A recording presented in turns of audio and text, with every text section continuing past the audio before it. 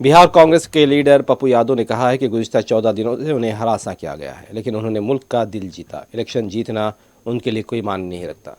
मुल्क का एतमाद जीतना और बिहार के अवाम का एतमाद जीतना अहमियत कहाँ मिले। पप्पू यादव ने कहा, कांग्रेस मेरा ख़ानदान है और जब कभी भी मेरे ख़ानदान को मेरी ज़रूरत पड़ेगी वो खड़ा रहेंगे।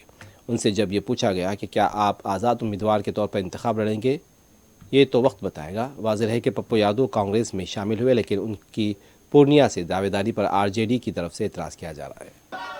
मेरे लिए मैटर नहीं है, मेरे लिए मैटर है इस देश के जनता का विश्वास जीतना, और मैंने बिहार का आशीर्वाद जीता है और ये आशीर्वाद मैं बरकरार रखूंगा। और कांग्रेस परिवार का मैंने आशीर्वाद जीता है। कांग्रेस परिवार मेरे साथ है और मैं कांग्रेस परिवार के आजीवन साथ रहूंगा और इस देश की जनता की सेवा करूंगा। पूर्णिया, सीमांचल, कोसी को दुनिया का नंबर 1 बनाऊंगा। वो वक्त बताएगा, वो चिंता नहीं।